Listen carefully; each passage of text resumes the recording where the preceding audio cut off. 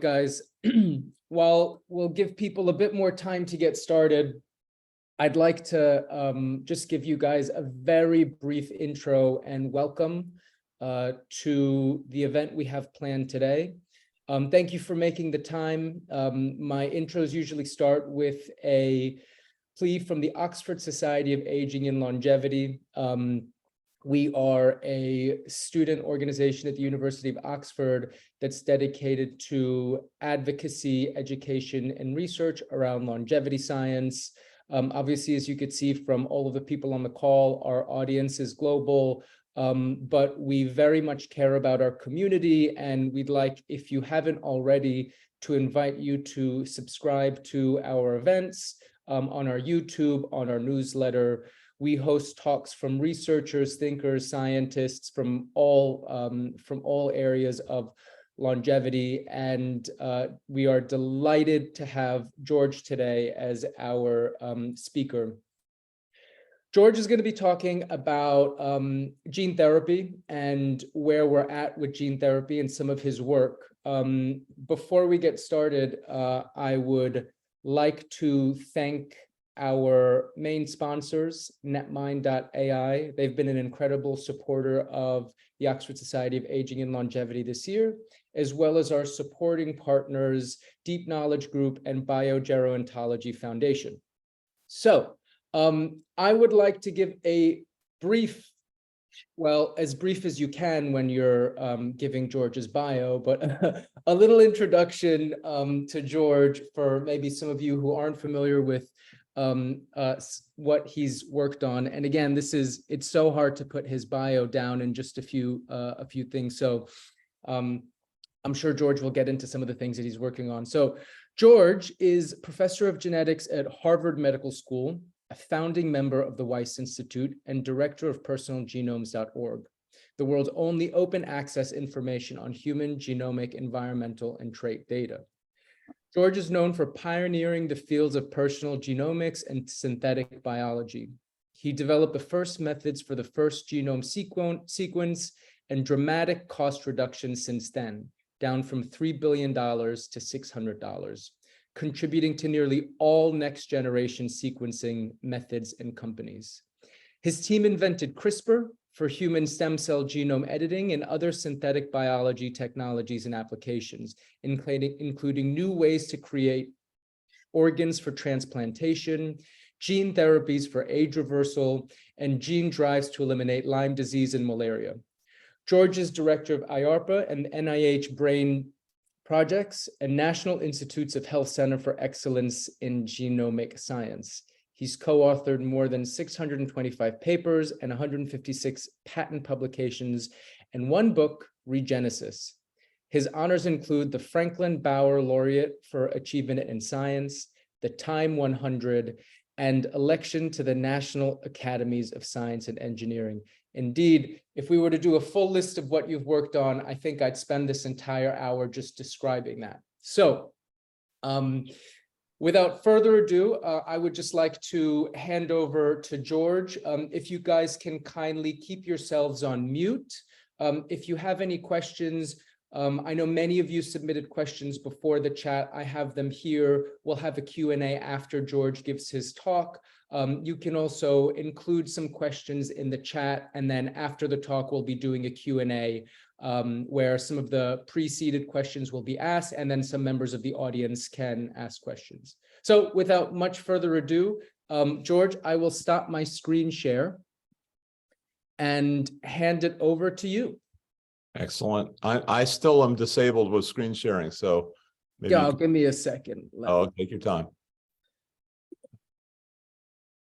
Anyway, while you're doing that, it's great to be here. I won't even attempt to to cover as many topics as have already been covered, but I will talk about a few that I think are related to the topic that was chosen. I didn't pick the title, but I like going with other people's titles. So breaking boundaries of possibility. So I'm going to introduce why it is that people, can I share now? Yeah, you should be able to. There we go. Brilliant. Okay.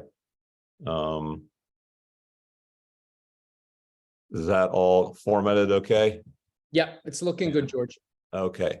And so, yeah, so how do people classify things as possible or impossible or, extraordinarily expensive or, useless in some cases, are some of the adjectives that discourage people from looking. So I'll give some quick examples of that, each of them building towards what we can do on aging and longevity. My conflict of interest in the lower right here, webpage, and my Twitter handle, and my thank yous to some of these organizations that have helped us bring these impossible ideas into the real world. So this is almost an impossible plot. If you had been thinking about it back in the 70s when I started, it just seemed implausible that out of nowhere we would get a 20 million fold improvement in both reading and writing DNA. In fact, one of my professors felt that it was unlikely that anyone would want to sequence a bacterial. Sorry, George, didn't mean to interrupt, but Yeah. you should have gotten a request to record the meeting. I accepted that already. Yeah. Okay, perfect. Yeah, thanks. Thank you. Yeah. Anyway, so these are factors of 10 on the y-axis and linear time axis, and you might say, oh, we've only improved things from $3 billion to $249 for a whole human genome, but it's better than that because the $3 billion bought us a half a genome, essentially, something that's not at all medically useful, because every person has contributions from the mother and their father, and this was kind of a mishmash with only one genome represented and not really. And you need to, in order to do any kind of prediction, you need to know whether people are heterozygous or homozygous and so on. Anyway, 20 million fold in cost and almost a similar level for quality. So going from around 10 to minus 2 to 10 to minus 7th error rate. The latest prize from Nebula, which was started by my student, Dennis Grisham, when he was my student, he's since then got his PhD. It's one of, so I'll break down. I think the major thing that caused this increase actually in this exponential, so it was already exponential, went even faster, was due to multiplexing. So that'll be my possibility number one in the realm of, how do we classify things as possible and impossible? And also to demystify it to what the inspirations were. So nanopore sequencing didn't come out of nowhere. I was familiar with the 1976 patch clamp technology, which was used for electrophysiology on nerves and muscles, and also the Coulter counter, which was even older, which allowed one to detect particles. Some of them sort of getting into the range of the nanopore, but not. So you could count cells, for example, just by their effect on the conductance or impedance of electric circuit. So then the nanopore was kind of a combination of these ideas, which is as DNA went past or through a pore, it would change the conductance of single molecules of pores. And you needed single molecules because you need to keep the DNA intact. And here's one where it's going past the pore, which ended up being one of the, so we started this in around 87, and then it's still, I would say it hasn't made a big dent until the last few years, where it's become one of the dominant ways of getting long reads, now on the order of hundreds of thousands of base pairs is a median read length, not an extreme value. Used to be an extreme value. And compare that to, say, 300 base pairs versus 300,000. And there's two major ways of doing that.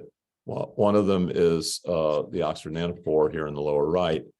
I'm not showing a trace here. The trace is for the Genia Roche, which is less commonly known, and that's why I'm talking about it, partly because it's still in stealth mode at Roche.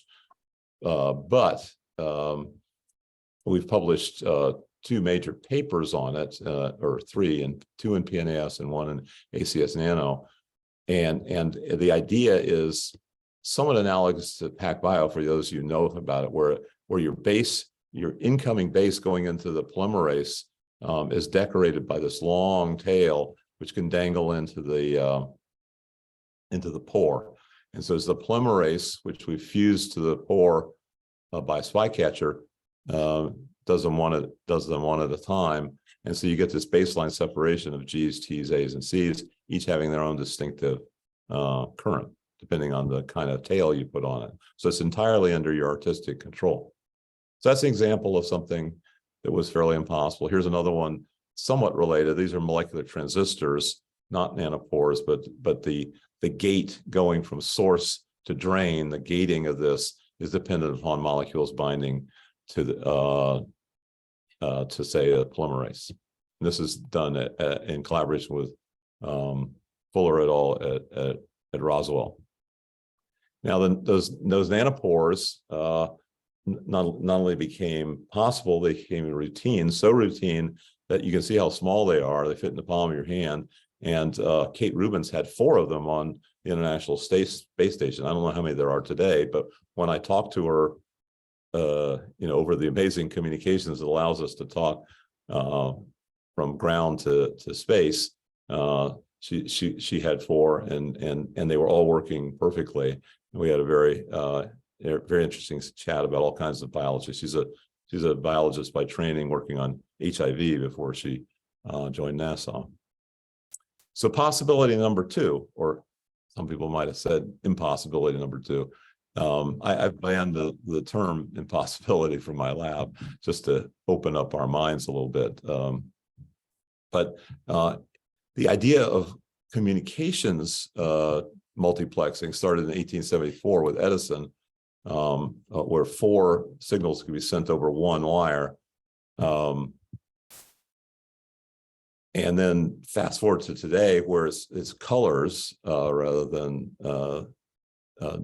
different electrical encoding, and then add to those communications molecular multiplexing. Here you can use colors, or you can use sequences, where you use the colors over and over again in cycles of sequencing. Here we used 42 different sequences as tags. So these terminal tags, these barcode tags, are now very common throughout molecular biology.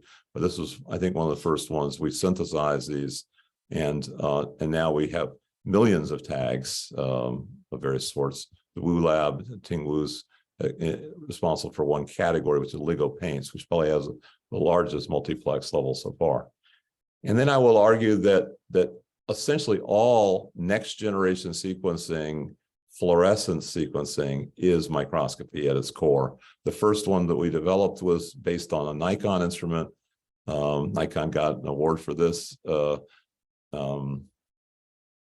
selling us the Nikon instrument, which we built into a sequencer. And then in 2007, we built one from scratch. Kevin McCarthy was the main engineer on that. And then today, probably the 2 dominant forces are Illumina, which was built out of Lynx and Solexa, and then MGI, which is built out of CGI plus BGI. So these are the workhorses of conventional next generation sequencing, which has multiplexing at its core, has microscope at its core. But now we can return the favor to microscopy, in now putting microscopy on steroids. You can do DNA, RNA, protein, and probably a variety of other molecules in situ at almost any resolution you want, up to, say, 15 nanometer resolution.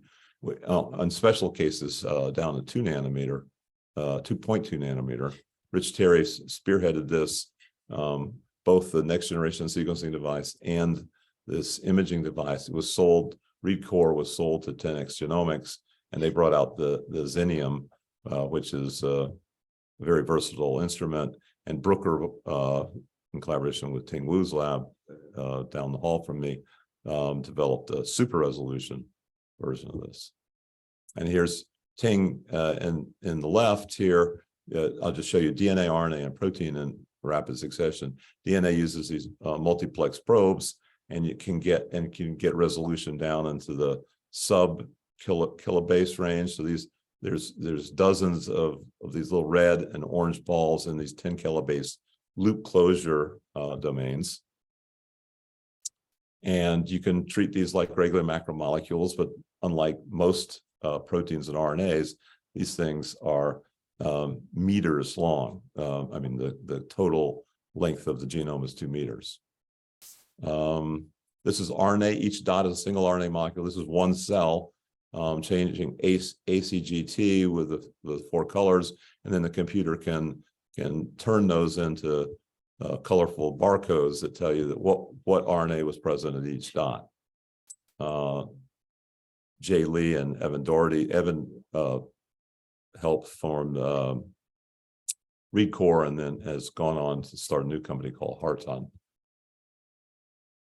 And then the final of the trio of DNA, RNA, protein is protein, where they're detected by antibodies, as you might imagine, but DNA labeled antibodies allows it to be multiplexed at very high, at as high level as the nucleic acids, and to get super resolution by this DNA exchange imaging.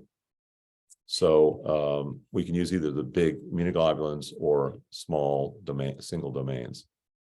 Here's an example of using that to get the super resolution, going from the same image at diffraction limit and a super resolution.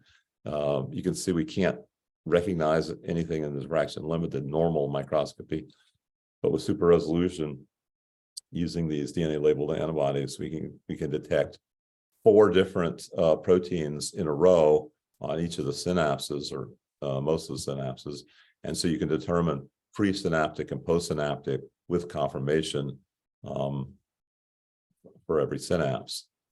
And furthermore, you can determine whether they're excitatory or inhibitory. So this is the core component of our way of doing connectomics, and this is still alive and well at big projects like the E11 project that one of my students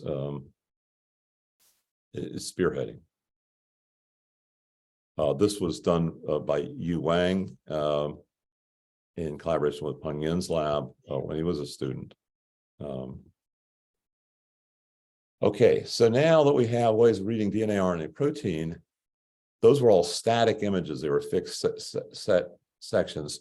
What about time axis? So we can turn time series data into kind of a tape recording, where the tape now is a digital tape of DNA.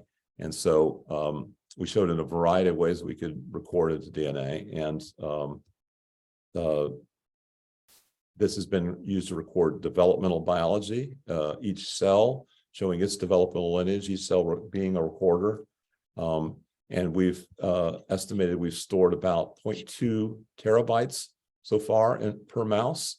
And we think that by using the repetitive DNA, the bulk of the genome, that it isn't necessarily useful on a day-to-day basis, we might be able to store an exabyte. That's 10 to the 18th bytes. I doubt that any of you have an exabyte drive on you at the moment. But this would fit into a tiny fraction of the mouse's body, or that exabyte, if we can get there. Again, so we can measure physiology, concentration, time, and store it in DNA. Here's one way of doing it. We harnessed the genome vandalism, that I call it, that vanilla CRISPR will do when it just cuts and it makes a mess in the genome. And normally that's it. The enzyme no longer recognizes it. But here, if we allow it to cut itself, it's the gene for the guide RNA that recognizes the genome, in this case recognizing itself. It does the genome vandalism, completely changes the guide RNA specificity. It binds to the nuclease, does another round, and just keeps generating diversity here. And this is what we use for storing developmental and physiological data. Now, if you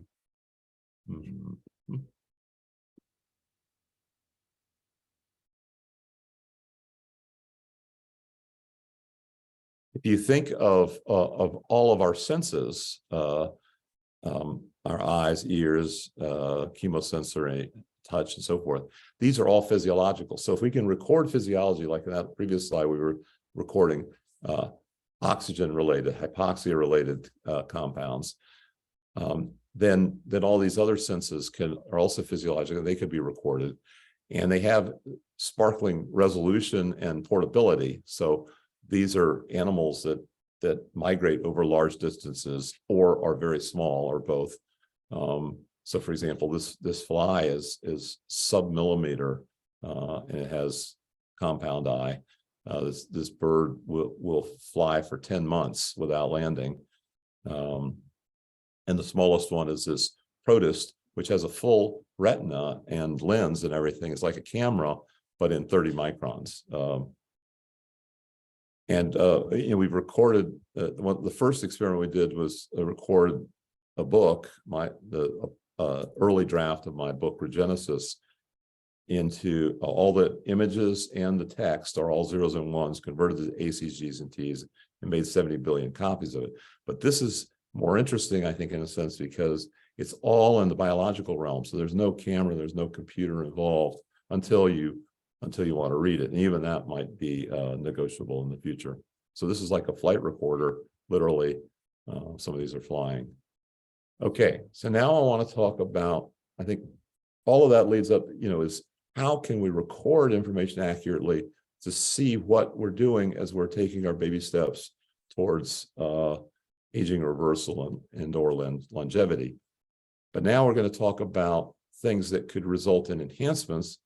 To a certain extent, senescence is on this list. These are all examples of enhancement, like vaccines and so on. So we want our organ, if we're doing organ transfer, we don't want them to succumb to the kind of diseases that cause the first organ to fail. And so this isn't a complete list, but this is 7 examples. So one that's optional, but would be nice, would be to be able to cryopreserve organs, especially if you have a wide variety of different molecular types as well as organ types. An example, and both cryopreservation, dehydration, we have sparkling examples in the animal kingdom that we need to transfer their superpowers. So the Siberian salamander can be solidly frozen at -55 and bounce back with high survival rates.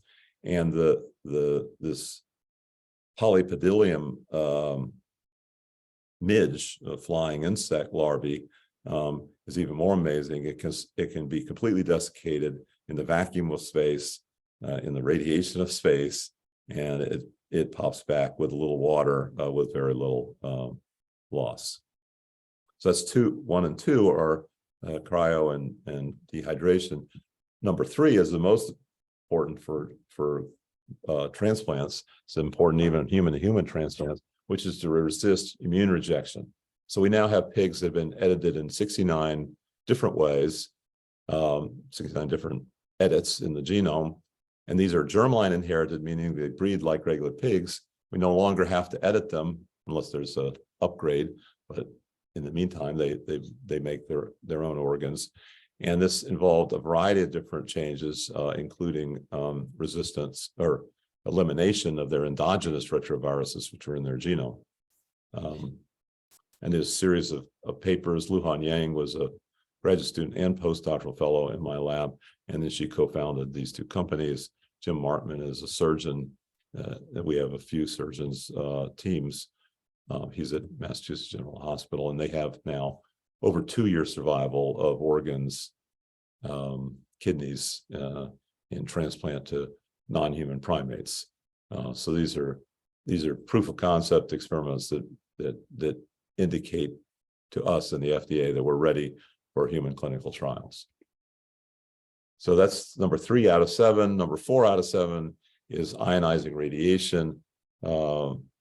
Here, there are some experiments like this one done by Byrne et al., not from my lab, where as few as 4 genes are capable of taking a fairly normally radiation-resistant organism, up another 100,000 fold, about 10,000, 10-fold each for each of these 4 mutations. And we're trying to see if we can get this to work in human cells as well.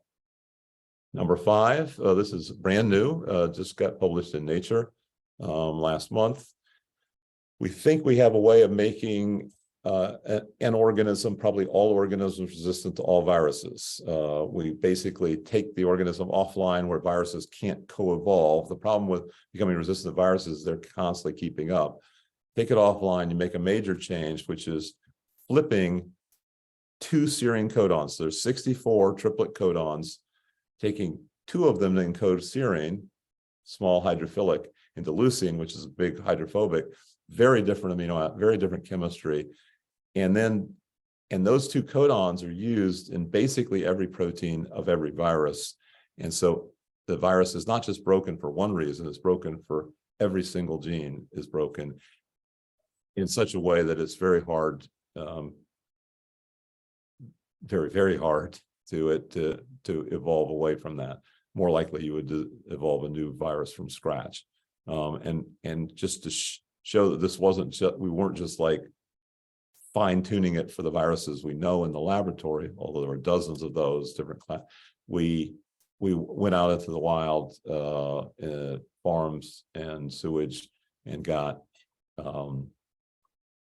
many new viruses, found 12 that killed every previous attempt at making multivirus resistance. And then with our most sensitive assays, can't see any replication at all in all the standard lab strains and all these new ones. And this was Akush, Svena, and Reagan and others in that co-authored this Nature paper. So the final 2, 6 and 7 out of 7 are pathways for aging, and this is the one most relevant. And in a certain sense, all of these are relevant to the longevity. You want to avoid all of the risks, but the aging pathways are fairly well understood. These are kind of iconic, classic display of 10 different pathways. We understand, for example, mitochondrial is well known, caloric restriction, proteostasis, the ends of your chromosomes, telomeres have to be managed, and so forth.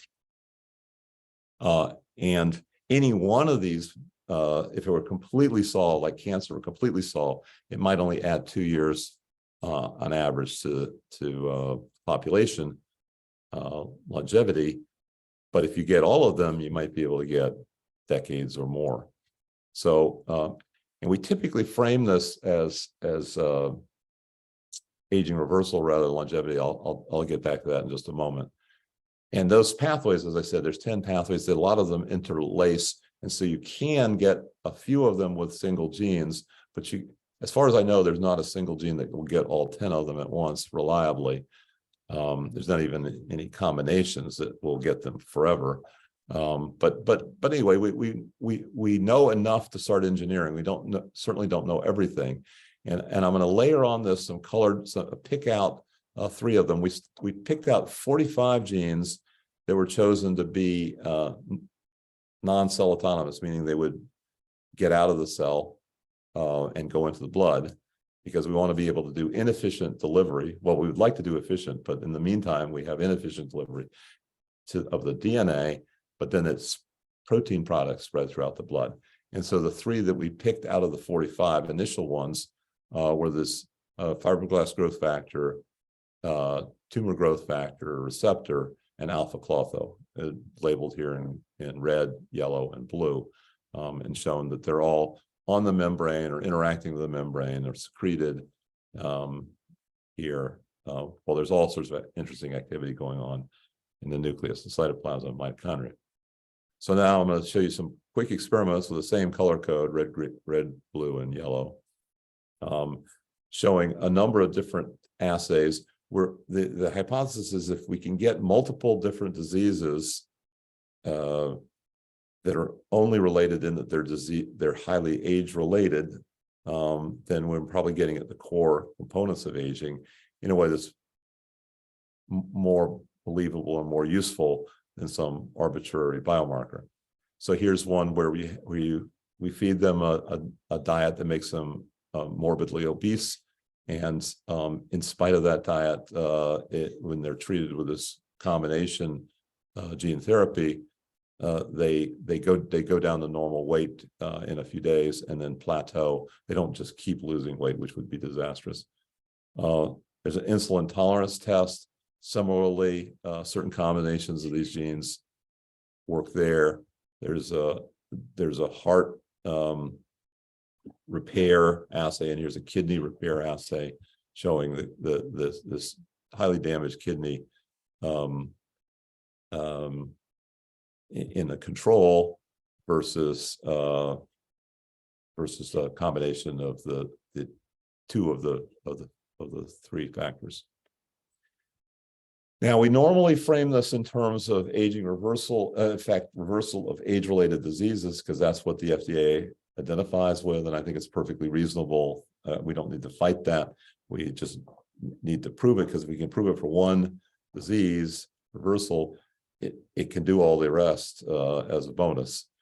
But occasionally, as we work through the preclinical animal trials, we let the animals survive and plot survival curves. So here you can see on the far left are normal wild type untreated animals, which are dying off 100% by 28 months, which is a long time for mice. And then, I'm going to show 4 different gene therapies, 2 of them single gene therapies, 2 of them combined therapies. These 2 individual ones are producing a 41 to 32% impact relative to wild type. This would be very welcome, I think, in modern society if youth is extended by 41%. The other ones that Noah Davidson was a postdoctoral fellow in my lab and loves dogs and also feels that dogs are a good market for developing age-related aging reversal drugs. Established Rejuvenate Bio when he left, and has 2 triple gene therapies, one of which I've already shown data from this combination of factors that are released into the blood and therefore treat the whole body. And then another set where you have to get efficient delivery to every cell that you want to have an effect, which are the classic Yamanaka factors, which have been shown in cell culture to go from 80-year-old fibroblasts to essentially embryonic. You can take things in any direction, up and down in aging with this kind of transcription factors, if you can get them delivered to every cell. But this has a significant impact, not shown here, but a similar age longevity curve for these factors. Now, you might argue that these gene therapies might be interesting in these preclinical trials and soon human trials, but they're going to be expensive, and that's true. Gene therapies historically have been in the $2 to $3 million per dose range, making them the most expensive in history. But this is for rare diseases like spinal muscular atrophy or hemoglobinopathies. But if you go to a more common disease like a pandemic vaccine, all 5 of the top vaccines were formulated as gene therapies. This isn't normally the way that it's framed, but I'm framing it that way so we can talk about the health economics. That some of them were adenoviral capsids including double-stranded DNA encoding the COVID spike protein. So a different viral capsid incorporating a little piece of the coronavirus. This is now $2 a dose instead of $3.5 million a dose. $2 a dose. It shows the economies of scale and the very rapid acceptance of this brand new technology in just 12 months of safety and efficacy testing and billions of people trying out these variations. Now, okay, so what else can we do for senescence? I mentioned 7 enhancements that we can do that are relevant to organ transfer or even cellular therapies, cell transfers. There are things that can be done in the genome beyond those I already mentioned that have to do with repetitive elements, sort of the dark matter of the genome. These are long interspersed repeats, short interspersed repeats, ribosomal DNA, and they're involved in senescence. And here's some papers recently from a variety of labs, not ours, indicate that they're involved in senescence. We have done multiplex editing. We started out doing 60 endogenous retroviruses.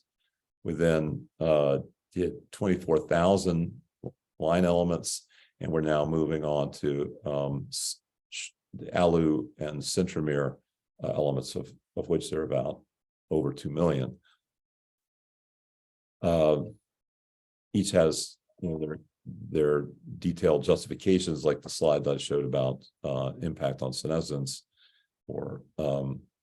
But this is 24,000 edits in a human stem cell line. So this is our record for any organism, but this happens to be human.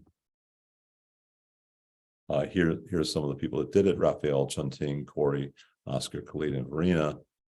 What was important to achieve this record of 24,000 edits per cell, it was to use adenosine deaminase. This turns A's into G's. We did this in this IPS line called PGP1. Full disclosure, I am PGP1. That is to say, these are cells from my skin originally, but now been differentiated into lots of different ones. We're thankful to David Liu, who provided us with a whole series of enzymes prior to publication. And you have to be very cautious about any nicks or breaks. They will become immediately toxic at this level of editing.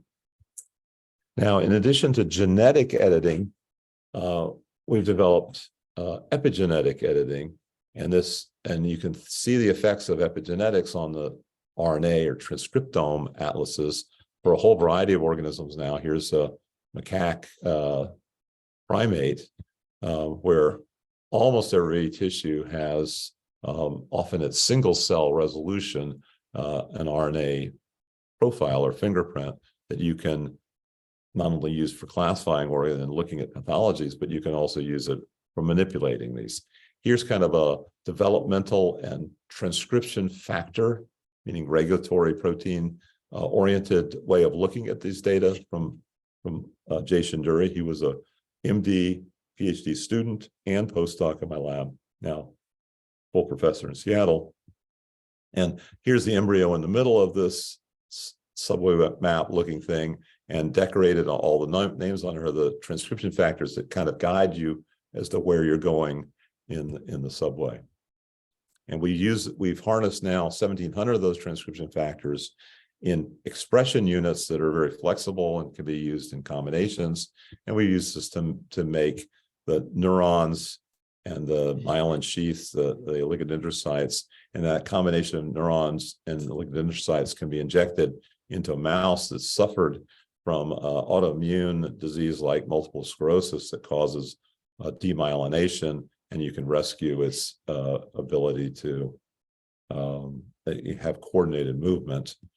And so this is a preclinical animal trial, hopefully going into human trials soon. Alex and Peristu pioneered this work, published this paper, and started this company, GC Therapeutics, to pursue this in other cases. The last example of this, and almost the last topic, get your questions queued up now, folks, is we're making ovarian follicles, various reproductive components, endometrium, some of them for use in veterinary, some of them in human. In particular, for human in vitro fertilization clinics, we have some of our granulosa-like cells in trials in those clinics to help improve the success rate by helping to incubate the oogonia from the oocyte eggs from the mother. Just not everybody may be aware that in vitro fertilization, there are about almost 3 million of these done per year. It takes about 5 cycles of 2 hormone therapies per cycle, about $15,000 per cycle to get a birth. So it takes about 5 tries to get IVF birth. We would like to reduce that closer to 1 cycle per birth by things like these iPS-derived granulosa cells helping the natural eggs. And then the final example where we're using a lot of the technologies I've been talking about, including the ability to improve reproductive capacity so we don't endanger the endangered species. Elephants are all endangered, and they are keystone species in Africa and were keystone species in the Arctic before we wiped them out, along with all the other major herbivores. We think that restoring one keystone species can have a big impact, and there's hundreds of examples of this where species have been rewilded, either nearly extinct or and the most famous one is the wolf in Yellowstone Park. Had been gone for 70 years, was rewilded. It chased away the deer so that the willow could grow to full height.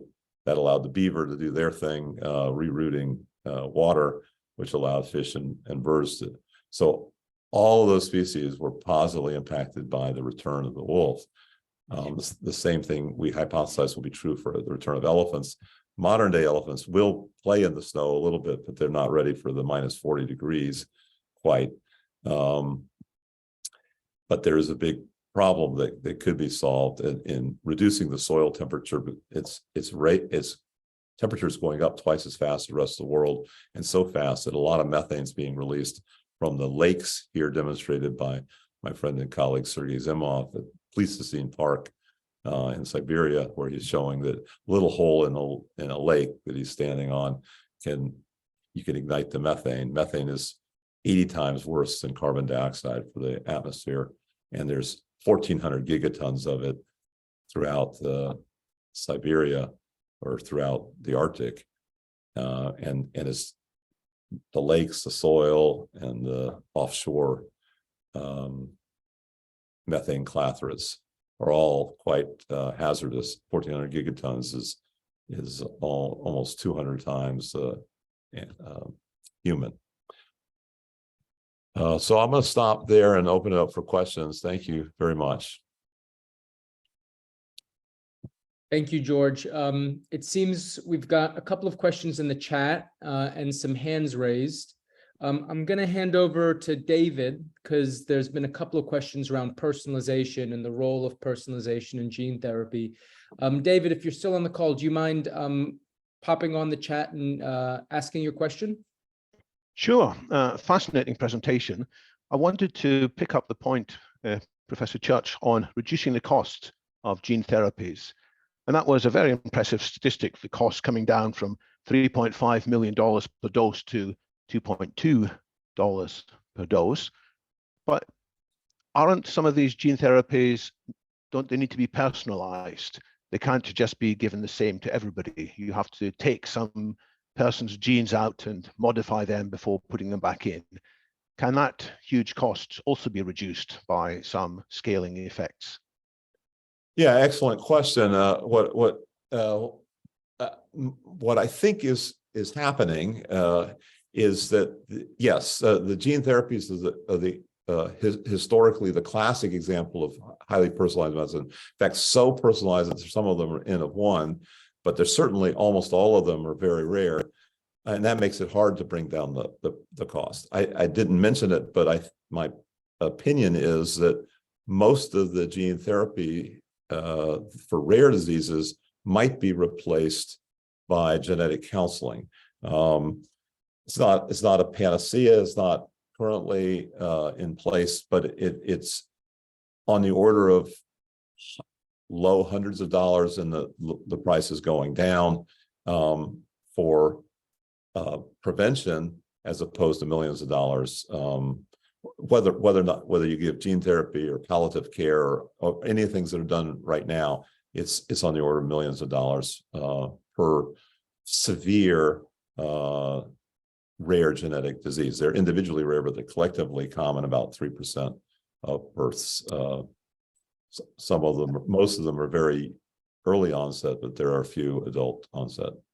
And just to clarify, was that genetic counseling or genetic cancelling you mentioned as a cheaper alternative? Counseling. So getting your genome sequenced and getting information about compatibility with would-be love interests in the future. That can be done without invasion of privacy, without you even learning whether you are a carrier or not. Almost all of us are carriers for something. It's just whether you're going to be a carrier with the 3% of the population that are severely incompatible. You should have access to that information but that's extremely cost effective. It's very humane. You never, a lot of these diseases affect kids, fetuses in utero. And some of them are new alleles, but those can be handled through in vitro fertilization, which is becoming more and more feasible. But the thing that can be distributed equitably on a population basis is preconception. Thanks, David. Excellent question. We are going to move next to Sebastian Brunemeyer. Sebastian. Great. Hey guys, can you hear me okay? Yep. Okay. Hey, George, thanks for being here. This is Sebastian Brunemeyer from Healthspan Capital. Yeah, so I want to thank you again for resisting the incrementalism in academia. There's so many people just pushing the boundaries a little bit, but you're really looking at the distant horizon. So question one, I have multi-part question.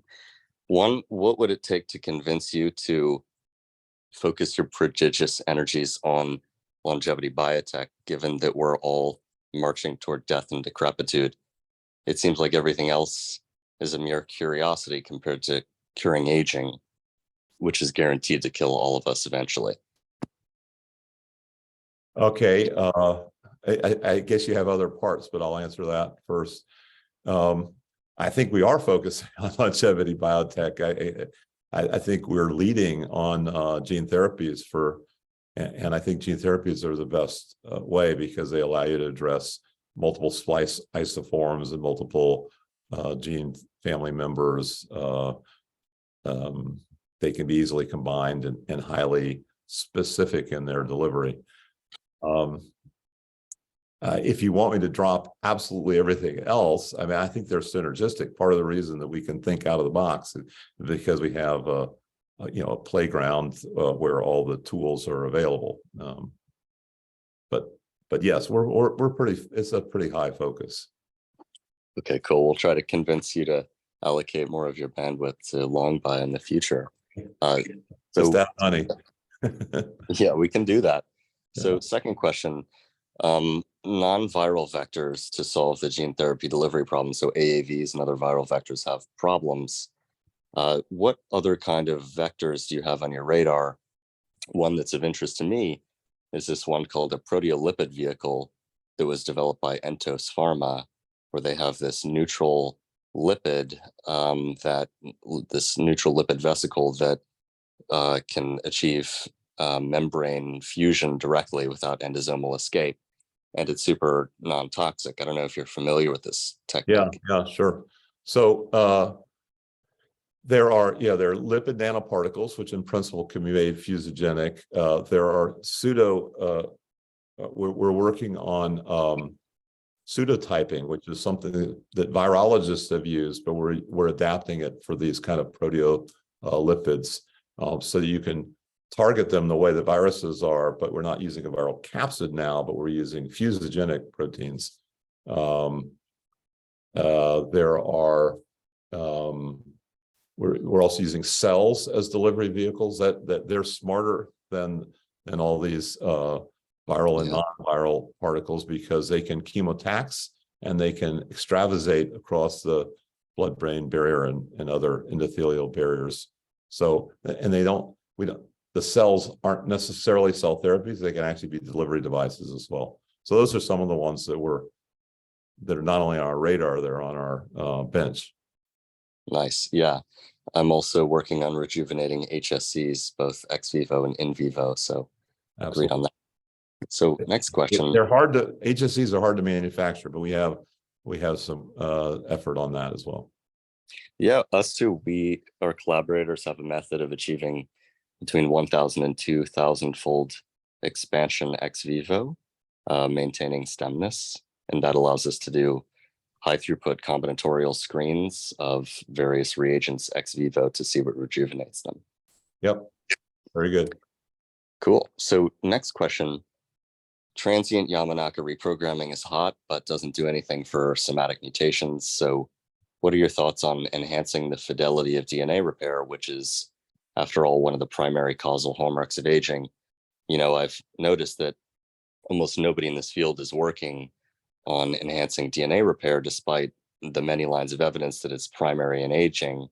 There's a new paper that came out recently, I don't know if you saw it, about a transcription factor called the DREAM complex from Bjorn Schumacher's lab.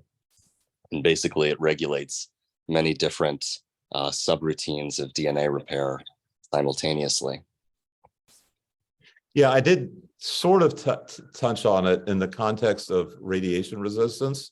So radiation is a way of getting a large number of mutations simultaneously, and so we're working on repeating the experiment that I showed in human cells to see if we can get that same level of radiation resistance.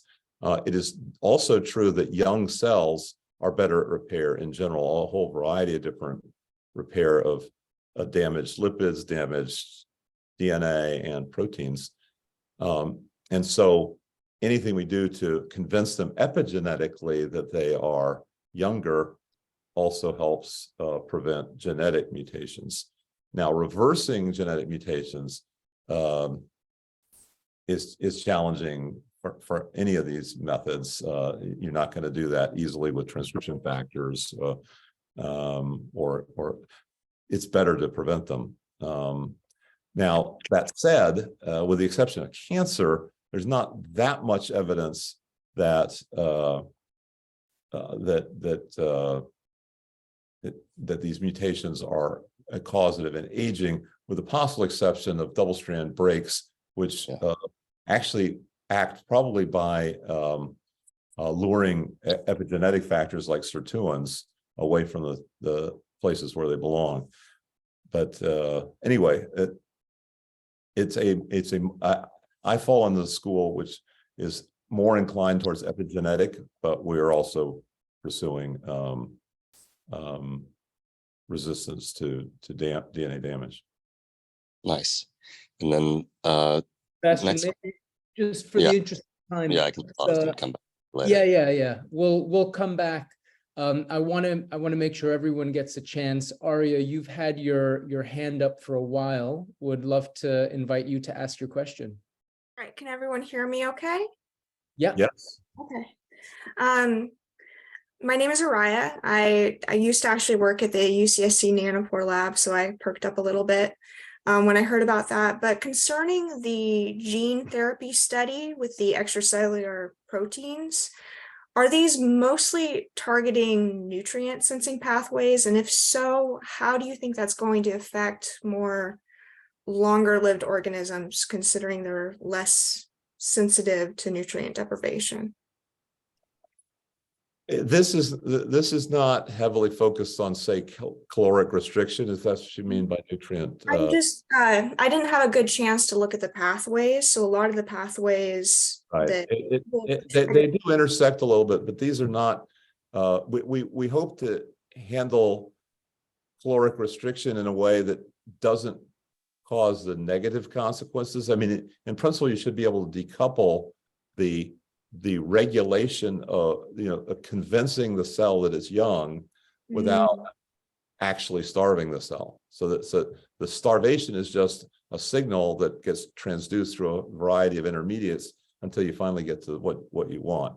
And a perfect example of that is that, the OSK gene therapy that we gave. I showed a number of different gene therapies, but that particular combination is based on the well-established reprogramming of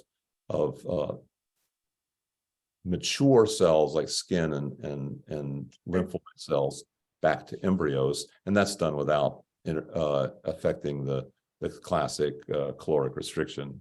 Good, good. So induced pluripotent. As one example, but also the bloodborne factors that we're talking about are also not going through the caloric restriction pathways. That sounds great. Thank you. Thank you so much, Aria, for that question. Next up, I'll call on Annabelle Hutchinson. Hi there, George. I'm Annabelle. I'm one of the committee members with the Oxford Society. And I was wondering, what are the ethical considerations and potential challenges arising when developing these sorts of gene therapies aimed at extending human lifespan? Well, first of all, there's kind of the vanilla issues having to do with safety, efficacy, which the FDA covers. Then there's equitable access. You don't want just the rich to become youthful in old age. So then they have all the advantages of health, wealth, and education. And I address that by showing some of the economics. As part of the reason I include those economic slides is bringing it down into the $2 range, where governments could or healthcare providers could do that without losing money, but gaining money because of all the putting off all sorts of disease and morbidity and mortality. Another one that sometimes comes up, looking further down, is that maybe we'll have a population explosion. Right now, we're heading for a population implosion because its fecundity is going down, largely due to the cultural impact of everybody moving into cities, and some for reasons aren't completely understood, that causes the average family size to drop from 8 to 1.2, which is below replacement levels of 2.1. Also, if we're very fortunate, a bunch of us will be able to get off the planet, which would be another potential drain on the population. I think that's the most significant one over very long periods of time. But right now, we want to just buy some breathing room where we don't just pull the plug and recycle our bodies at about the time we're finally getting educated. Like, I think I just completed my education last year, so it would not be a good time to recycle me. Thank you so much, Annabelle. Doa, you have your hand raised for a question. Yeah, I have a question. Hello, thanks for the presentation. My question is, what do you think is the best way to measure cellular rejuvenation and organismal rejuvenation currently? Well, there's some very convenient ones like methylation and RNA clocks, which work for a variety of different tissues and have a fairly tight distribution that's related to biological age for many cell types.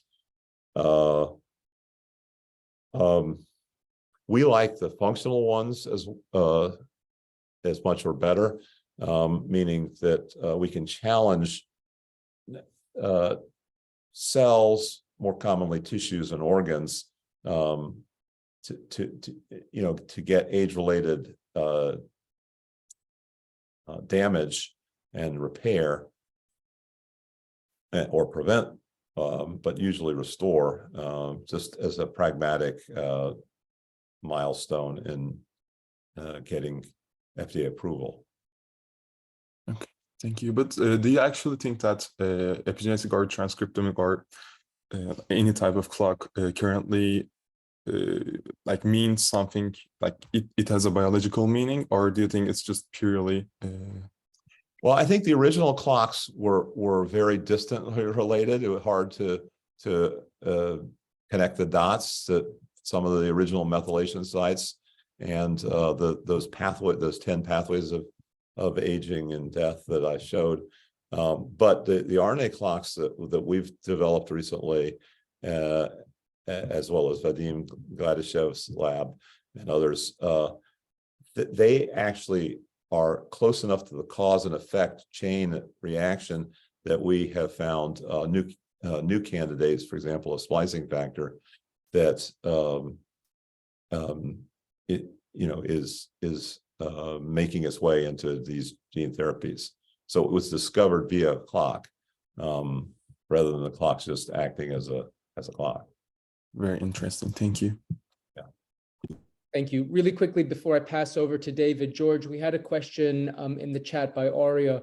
Will you be able to make the PowerPoint available for further research into the papers you've cited? Oh, absolutely. Yeah. Okay, great. We'll organize that. Thank you, Aria. David, back to you. George, I wanted to ask you about the genetic change that will make organs immune to all viruses. That seems to me like the most transformational therapy that you covered, and it would be remiss of us not to drill into that. I'm trying to think of the implications. Does that mean this treatment would make us all immune to the common cold, immune to COVID, or are there drawbacks to organs being immune to all viruses? Well, so yeah, great question. I only dedicated one slide to it, but I agree that it's one of my favorite papers of all my 600 papers. It just came out.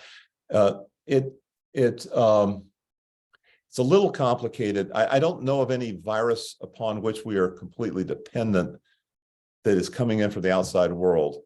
There are viruses in our genome, the endogenous retroviruses, which I said we knocked out all of them in pigs, but we didn't actually delete the virus. We just knocked out its ability to hop around and replicate. We got rid of the polymerase, but we left the envelope gene. So the envelope gene is useful. Some of the promoters from some of the viral elements, but these are basically part of our genome. They're not external virus. I don't know of any external virus that's critical. That's point one. The other way that it could be, so that's a way it hypothetically could be problematic. There's another aspect of how hard is it to actually implement. So we've implemented it in the easiest organism to manipulate, one of great biotechnology significance, E. coli, but not immediately not as hard as human. We are doing the same experiments now in human cells, have been doing it for a year, and that's looking promising, but that's harder. Secondly, is how do you deliver it? Even if you could get it, even if you get that level of genetic engineering to work in human, delivery is a problem because we can't do germline, or we choose not to do germline right now. One way to do that is you can get it into some tissues by transplantation. So, for example, hematopoietic stem cells distribute themselves throughout your body, and if they're virus resistant, that would be a big advantage. It doesn't. You might want to also do endothelial cells, and there's a number of you could do this tissue by tissue, but yes, we're also working on ways that you can do nuclear transfer in somatic cells. So I think that the delivery is the key thing. It is definitely advantageous to be able to do germline engineering in pigs, and then you can transfer those cells from pigs to humans, but it's not the same. So I think that's the main challenge. But still, even having some of your cells in your body be resistant to all viruses would be a big step. Well, I look forward to continuing some of these discussions with you if you're at the Longevity Summit in Dublin. I think you're listed as one of the speakers in August there. That sounds good. Yeah. Thank you. Great. Sebastian, did you want to, yep, there's the hand. Did you want to ask that other question? Yeah, totally. Thanks for humoring us, George. I could spend the whole time picking your brain. Let me just go back to those questions. So yeah, a friend of mine runs a gene therapy company, and there are some reports from physicians who have self-administered clotho of enhanced cognitive function. Apparently, the literature suggests a 6-point boost from a clotho polymorphism. So Have you heard any corroborating evidence for that? I list on my website a bunch of so-called enhancing mutations. Some of them are cognitive. I don't think that Clotho is on that list yet. So it may not have been confirmed in animals yet, or I just haven't noticed it. Thank you for drawing that to my attention. Sure. And on the topic of intelligence, it has not escaped our notice that embryo selection and editing can apply to many properties, including intelligence. Do you have a theory on why this isn't being done widely yet? Well, intelligence is poorly heritable in population genetics, meaning that twin studies and GWAS studies. That doesn't mean that it can't be affected genetically. In fact, almost all the really convincing studies on cognitive are in animals where one's doing some synthetic biology, not dependent on naturally occurring alleles. It's also, it's fraught with testing difficulties and different kinds of intelligence. There's even debate as to whether there are different kinds, and what that means. So, is there really general intelligence and so forth? I'm not taking a stance on any of this. I'm just explaining some of the barriers to making progress. But there are definitely very convincing examples in mice that are listed on my website that where the cognition on multiple different tests are quite evident. Yeah, I think that smart mice, the NR2B and MDA receptor mice are actually, I just looked up on that webpage that Clotho is on there for both age-related diseases and cognitive. So I'll paste that in the chat so that you can have you can see that page. It's nice. It's pretty. Nice.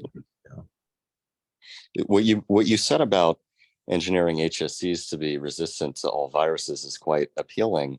Have you guys made a lot of progress on that approach, or what would be the drawbacks?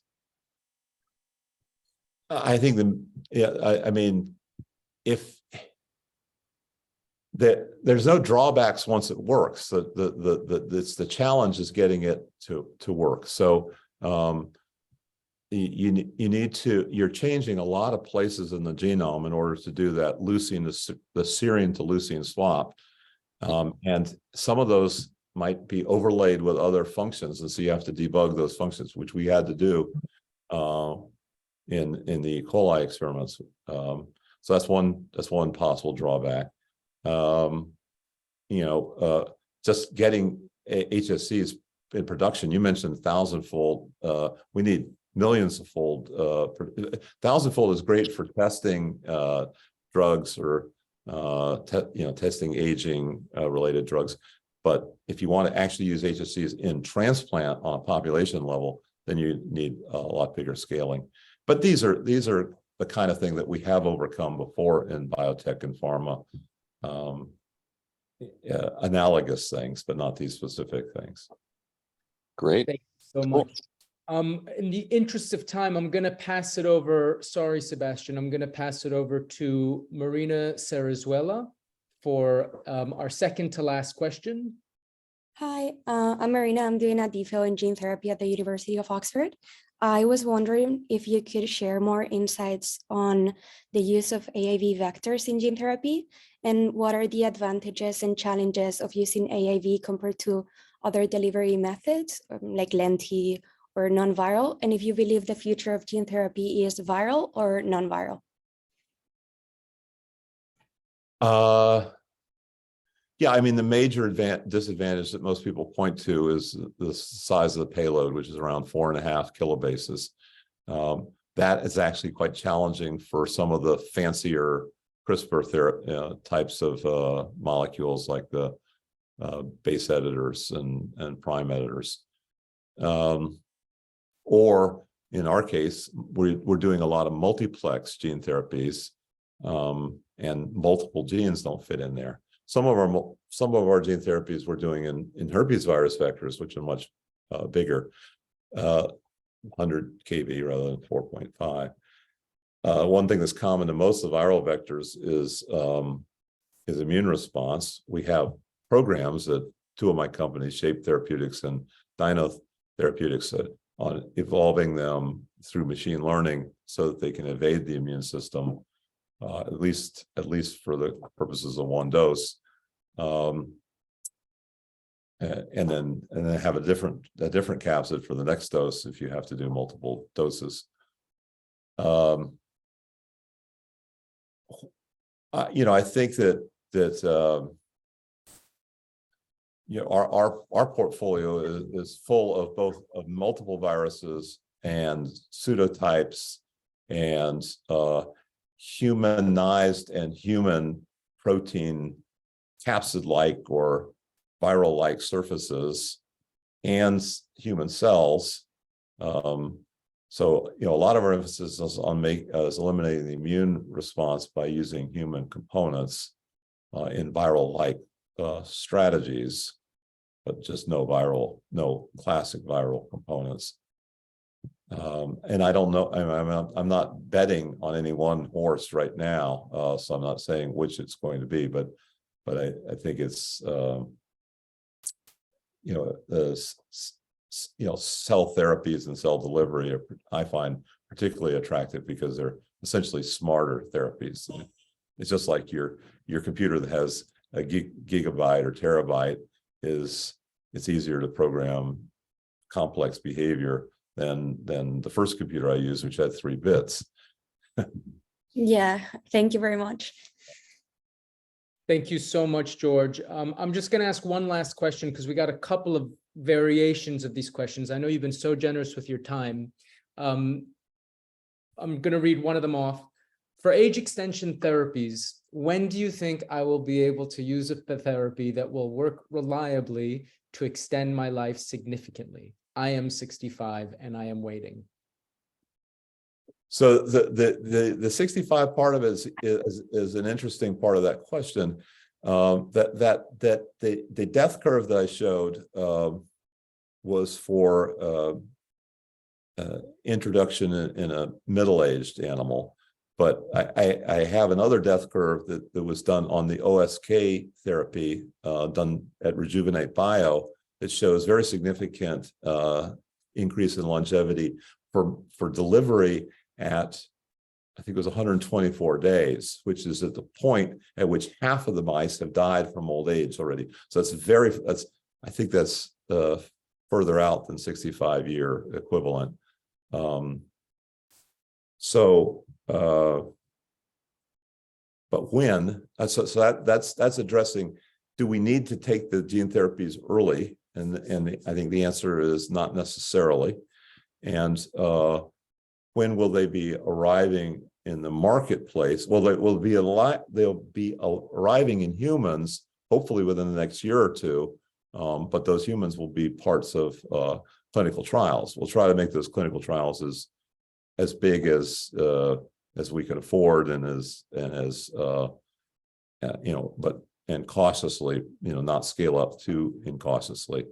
So so some people will be benefiting, and some people are already doing some of them without being in FDA-approved, double-blind, placebo-controlled, randomized clinical trials. But to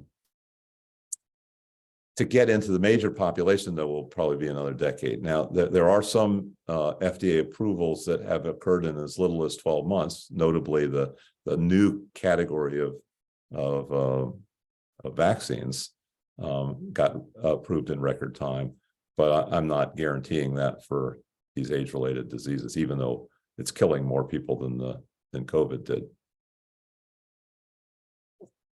Thank you so much.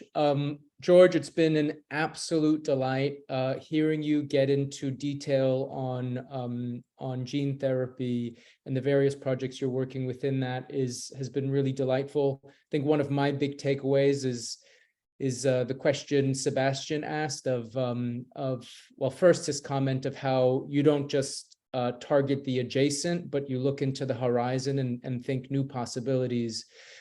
But the follow-up question of why don't you dedicate yourself exclusively to longevity? I totally agree with you. The act of working in multiple disciplines and sectors gives you a lateral approach. And although we focused on gene therapy today, I encourage everyone on this call to look into some of the projects that George is working on beyond this. It's really incredible. And I think it's probably a reason why you're able to synthesize and imagine and really break possibilities in the way that others haven't. So with that, I want to thank you for your time. David, I see you have your hand up. Did you want to make one last comment? Very quickly, out of all the therapies that will eventually allow us to comprehensively reverse all aspects of aging, how many of them do you think will involve the kind of genetic therapies you're working on now? And how much will be due to other things like senolytics or whatever? I think even senolytics might be better done with gene therapy. Good answer. I'm a big fan of gene therapy. It's most of the biomedical progress is defined by proteins and genes. And so it's very easy to go from the literature to gene therapy. But more importantly is that to do a small molecule, which is the main alternative, a small molecule will bind into some active site or groove that might be conserved among all the family members of a multi-gene family, or all the splice forms in a splice form set of isoforms. But you can express any of those, or express inhibitors of any of those at the genetic level much more precisely, and also delivery, I think, tends to be more precise. So for those reasons, I think that the only barrier to gene therapy had been cost, and now for big, very common diseases, including aging being the most common disease, probably 90% of us will die of age-related diseases.